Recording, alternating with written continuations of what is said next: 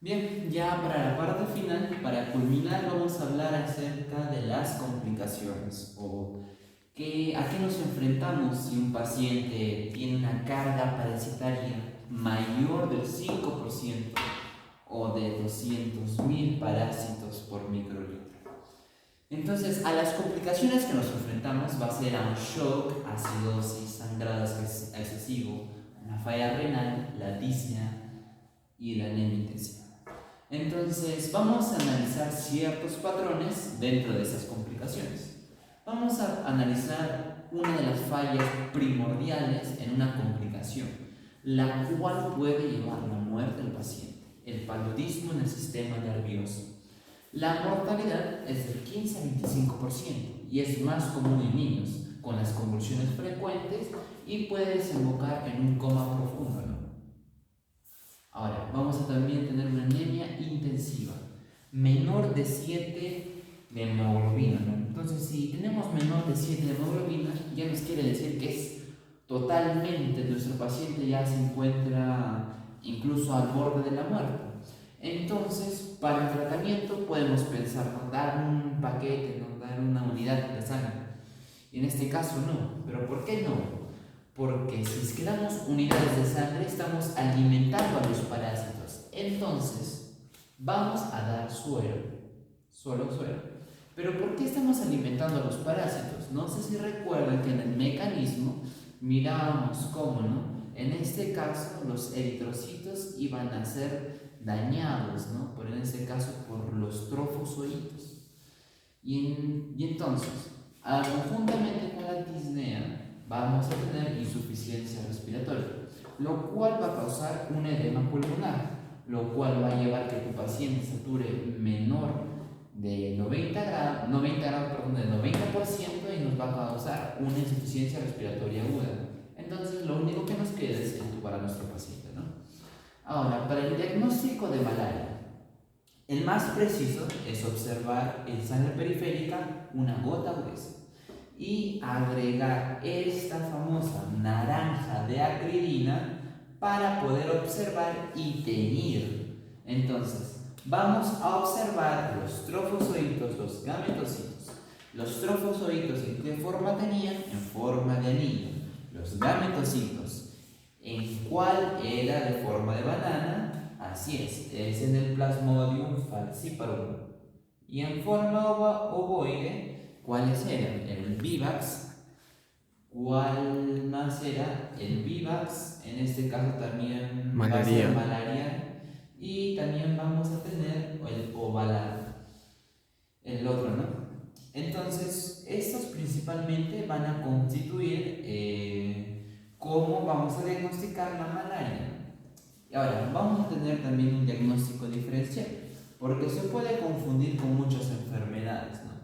El diagnóstico diferencial va a estar compuesto por estas enfermedades que nos podemos confundir con el paludismo no complicado. Nos podemos confundir con la enfermedad de Chagas, leptospirosis, brucelosis, tuberculosis y rickettsiosis. Recordemos que la enfermedad de Chagas, ¿cuál era el diagnóstico? Los tripomastigotos, ¿no? El tripomastigoto en el torrente sanguíneo, o en este caso, bueno, no podemos analizar en este caso al amastigoto, pero sí al epimastigoto en un examen que se denominaba serodiagnóstico. No nos olvidemos, ¿no? Son temas que pueden venir del examen. Ahora, en el paludismo complicado, ¿con cuáles nos podemos confundir? Hepatitis virales, ¿por qué? Por la ictericia, ¿no? Entonces, el síndrome de Well, la antavirosis, que es el antivirus, el shock séptico y la fiebre aguda. Entonces, eso tenemos que diferenciarlo bien. Ahora, en cuanto al tratamiento, esta enfermedad es prevenible y es tratable. Entonces, desde tiempos remotos, el Perú siempre lo ha tratado con el árbol de la quina. Es por eso que también está presente en nuestro escudo nacional. Y esta va a tener como derivado la quinina, y esta va a tener otros homoderivados que van a ser la cloriquina, la primaquina y la mefloquina. En este caso, MINSA menciona que para el Plasmodium vivax y malaria se tiene que utilizar cloriquina y primaquina en una primera instancia. En caso falle el tratamiento, utilizar artesunato más mefloquina más primaquina. El artesunato o la artemisina ha sido descubierta por una premio Nobel Yu. Entonces, eso es algo importante que tenemos que mencionar, aunque ya ha generado resistencia a través del tiempo. Por ello, lo que tenemos que volver a nuestro origen, que es la quinina. Ahora, para el Plasmodium falciparum vamos a utilizar un esquema a nivel nacional para evitar la resistencia de este Plasmodium. En este caso, solo se utiliza en paludismo no complicado. Y en primera línea tenemos la mefloquina más artesunato más primaquina. En segunda línea, y ya damos segunda línea porque ya se volvió resistente, de hecho. Volvemos al origen, entonces damos quinina con clindamicina, que es un antibiótico anaeróbico, más primaquina, ¿no? Y esto, la característica es que es de trato inmediato. Ahora, para las gestantes tengamos mucho cuidado. Para el primer trimestre podemos dar quinina con más clindamicina o artesunato más clindamicina, su defecto, ¿no? Solo cambiaríamos el Q con la A, ¿no? Quinina con artemisina. Y para el segundo y tercer trimestre, el artesunato más clindamicina o quinina más clindamicina. Pero nunca, jamás demos primaquina ni mefloquina. ¿Por qué? Porque esto va a causar un déficit de la generación o de la génesis embrionaria del bebé. Entonces puede que salga con deformaciones o alguna complicación genética. Entonces eso es lo que no se quiere.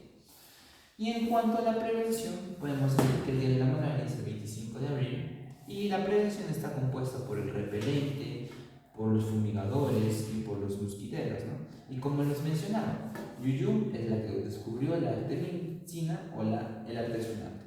Y como conclusiones finales, ¿no? Recordemos, uno de los vectores, el vector principal, perdón, ¿cuál es? Anopheles pseudopuntopenis hembra. ¿Por qué? Porque tiene la probóscide más larga. ¿Cuál es el signo característico de esta enfermedad? La fiebre intermitente, los escalofríos y la sudoración. ¿Cuál es el método de diagnóstico más seguro? La gota gruesa, para ver los glóbulos rojos. ¿Cuál es el tratamiento más adecuado? Quinina y sus derivados. ¿Cuántas personas tienen en este caso malaria al año? De 300 a 500 millones. 90% en África, y los que mueren son principalmente niños, que son en total menores de 5 años y solo mueren 1 millón de esos, ¿no? Ahora, en el Perú, el Plasmodium vivax, vamos a anotarlo acá para que no se olviden. El Plasmodium vivax está presente en un 80,1%, mientras que el Plasmodium falciparum está presente en un 19,9%, ¿no? Entonces son los dos constituyentes de la patología, en este caso dentro del Perú.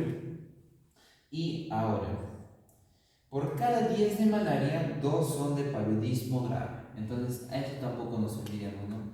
Por cada 10 personas con malaria, 10 con malaria, 2 van a tener paludismo grave, ¿no? Entonces, son términos que no tenemos que olvidarnos, ¿no? Entonces, recordemos cuáles son también los principales Plasmodium. Es Plasmodium vivax, Plasmodium falciparum, Plasmodium malariae, Plasmodium ovalae. Entonces son Plasmodium que no tenemos que olvidarnos y cada uno cuenta su característica, ¿no? Entonces, a través de este video espero que les haya ayudado un poco más para entender la malaria, la situación a nivel epidemiológico, a nivel fisiopatológico y a nivel de lo que es en este caso cómo tratarla, diagnosticarla y prevenirla, ¿no? Gracias.